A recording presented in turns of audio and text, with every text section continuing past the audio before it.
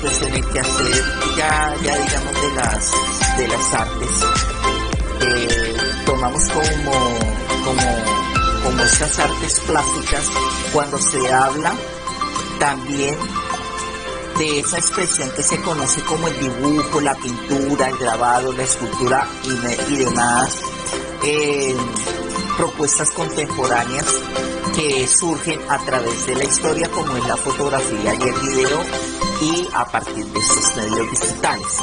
Dentro de este conglomerado, por lo tanto, la expresión visual y plástica constituye una posibilidad tangible que emite la forma a partir de lo tangible y lo intangible. ¿Esto qué quiere decir? Que se piensa que el niño va a imaginar, que el niño va a expresarse, que el niño va a pintar, que el niño va a modelar, que el niño va a sacar sus ideas a partir de sus emociones y sus sentimientos, en los cuales se contribuyen a una representación, a una recreación de mundos. Entonces surgen unos interrogantes a partir de estos momentos, las cuales son las representaciones plásticas y visuales más representativas en la región. ¿Cuáles serían que se ha incorporado la práctica pedagógica en los niños y las niñas en el aula de clase a partir de esa virtualidad? ¿De qué manera podemos acompañar en estos procesos a los niños y a las niñas de nuestra primera infancia a esos procesos plásticos y visuales? ¿Y cuáles serían esas actividades que proponemos nosotros con mayor frecuencia en las clases sincrónicas, o qué otras te gustaría realizar con ellos?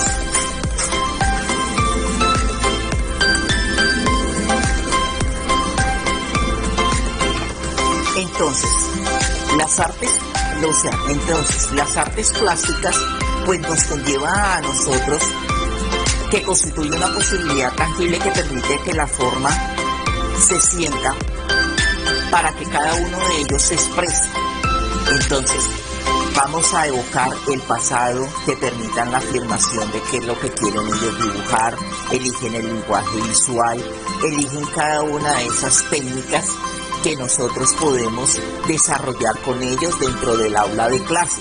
¿Cuáles serían esos lenguajes visuales y plásticos que conllevan o que conviven en lo cotidiano con los niños y las niñas de la primera infancia? Entonces, nosotros aquí planteamos que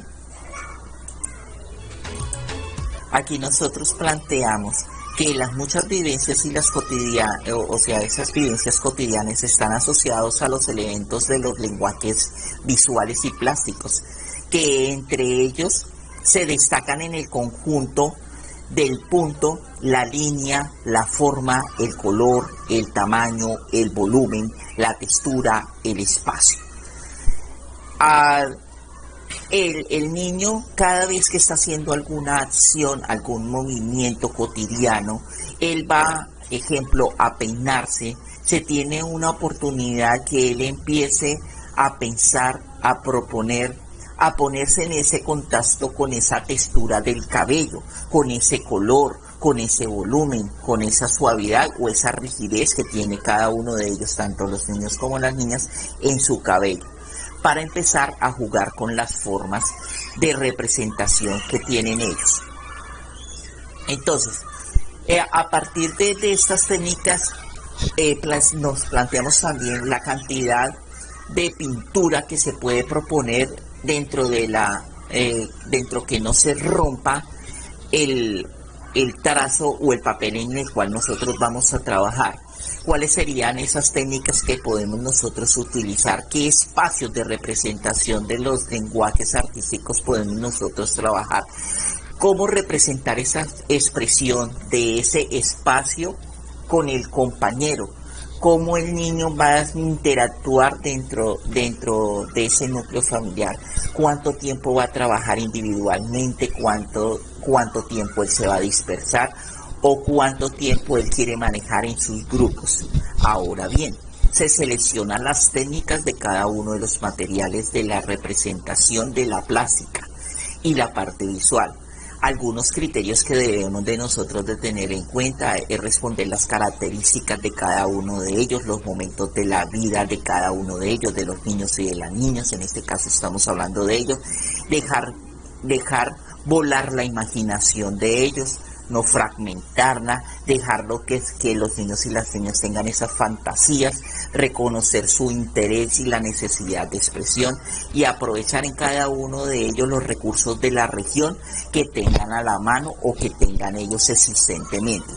También tenemos de tener en cuenta que se puede tener la disposición de los espacios adecuados tanto en la institución como aquí digamos en los hogares de cada uno de ellos, que tengan su rincón, su nicho para trabajar, teniendo en cuenta también los tiempos de trabajo, esas estrategias de ese manejo de desecho de los materiales, que sepan en dónde depositar esos desechos, tener el cuidado entre sí mismo y entre los demás acompañantes, disponer los espacios que se tengan y que se puedan utilizar en los distintos materiales que los niños pues vayan a utilizar.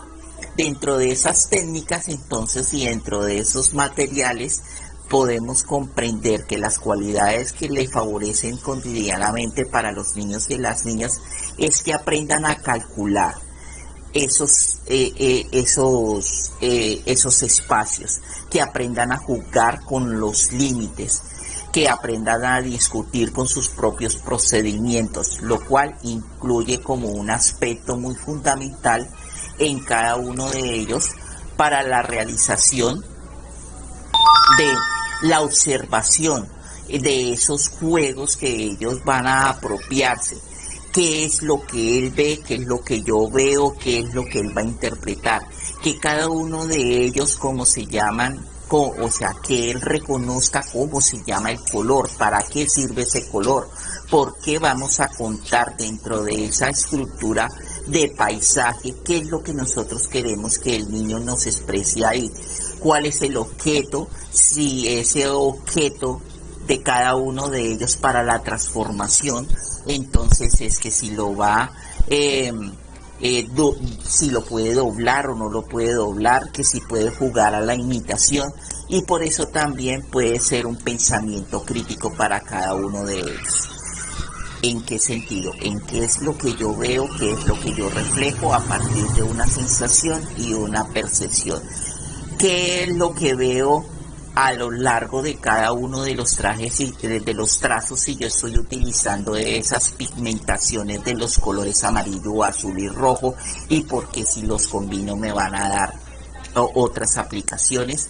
Conservar sobre las creaciones, ellos van a crear y van a ubicar, y nosotros ya cuando tengamos toda esa serie de elementos, pues entonces ya venimos a hacer, digamos, esos murales de procedimientos. Entonces no me resta más que agradecerles.